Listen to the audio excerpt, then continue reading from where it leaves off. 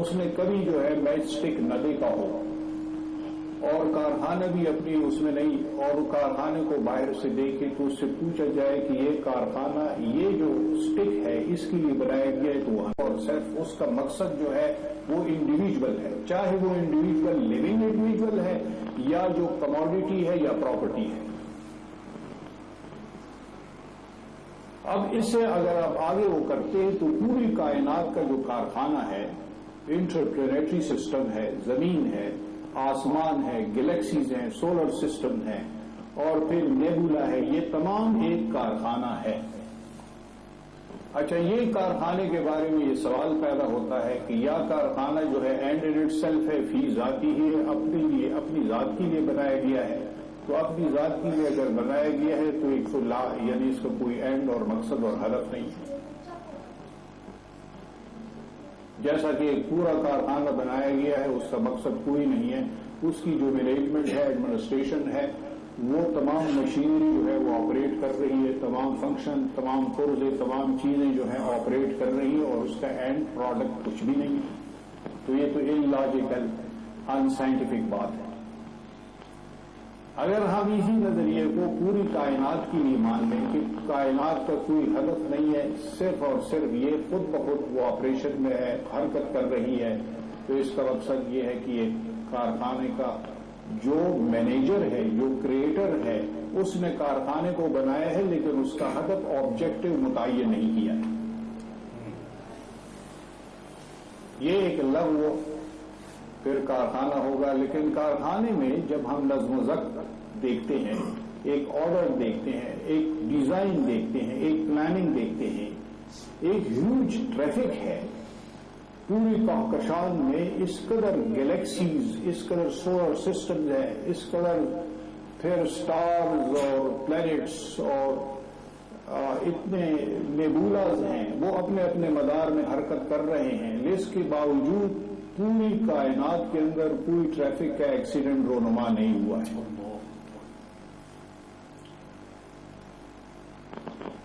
اگر آپ کی کسی بھی انسانی ریاست کو فرض کیجیے امریکہ کی ریاست ہے، برطانیہ کی ہے یا فرانس یا جرمنی کی ہے، جو آپ سمجھتے ہیں کہ بڑی ایڈوانس ریاست ہے سائنس اور ٹیکنالوجی میں، وہاں کتنے روز ٹریفک کے ایکسیڈنٹ ہوتے ہیں، ریکارڈ ہوتے ہیں، ایکسیڈنٹ کو مانیٹر کیا جاتا ہے، کنٹرول کیا جاتا ہے، ان کو انسٹرکشن دیے جاتے ہیں، پھر وہ جو ویہیکلز ہیں اور کارز ہیں اور تمام چیزیں جو ہیں اس میں ان میں ڈرائیور ہوتے ہیں اور بڑے ٹرین ڈرائیور ہوتے ہیں، اور جو کنٹرولنگ سسٹم ہے بڑا ایفیشینٹ اور افیکٹو ہے۔ اس کے باوجود ان شاہراہوں پہ، بڑی بڑی شاہراہوں پہ جو ٹریفک ایکسیڈنٹ ہوتے ہیں وہ اتنے زیادہ ہیں کہ آپ اس کا تصور نہیں کر سکتے۔ لیکن کائنات کے اس ٹریفک میں ایک ہیوج ٹریفک جو انویزیبل کنٹرول ہے، جو غیر مرئی کنٹرول ہے، وہ اتنا ایفیشینٹ اور افیکٹو ہے کہ اس میں کوئی ٹریفک ایکسیڈنٹ کا تصور ہی نہیں ہو سکتا، اور نہ ہوا ہے اور نہ ہوگا اور نہ ہو رہا ہے۔ اس کا کیا مقصد ہے کہ یہ کائنات ایک سسٹم ہے، بہت بڑا ہیوج سسٹم ہے، اور جو ہیوج سسٹم ہے اس کا ایک ہدف ہے، اور قرآن کریم وہ ہدف کیا کہتا ہے۔ پہلے جو میں آپ کو گزارش کروں گا کہ قرآن کریم کا جو مقصد ہے وہ انسان کے حوالے سے بیان ہوا ہے کہ انسان کا مقام کیا ہے۔ سورہ بقرہ کو آپ کھول لیجئے، مولوی حضرات اس کو پڑھتے ہیں اور پڑھ پڑھ کے اس کو بے اثر کر چکے ہیں۔ اب تک سورہ بقرہ کا کوئی مفہوم ہمارے سمجھ میں نہیں آتا کہ سورہ بقرہ میں قصہ ابلیس و آدم ہے کیا، اس کا مقصد کیا ہے۔ اور اگر آپ اس پر اثر نو غور و فکر کریں، اس کو ذرا منطقی،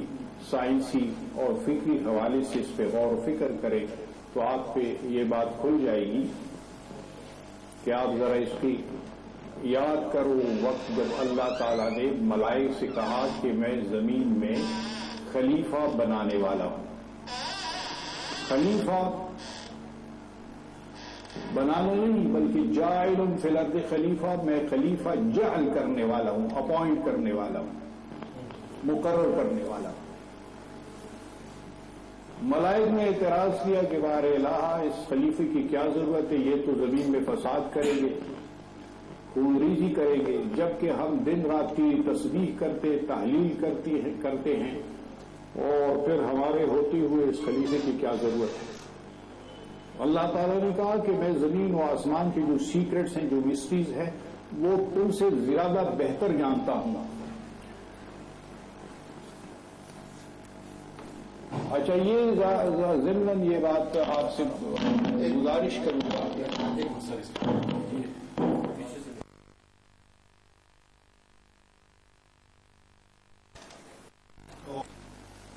نے کہا کہ میں زمین و آسمان کی جو سیکرٹس ہیں، جو مسٹریز ہیں، وہ تم سے زیادہ بہتر جانتا ہوں۔ مجھے پتا ہے کہ میں نے کیا بنانا ہے، اس کو کیوں جو ہے خلیفہ بنانے والا۔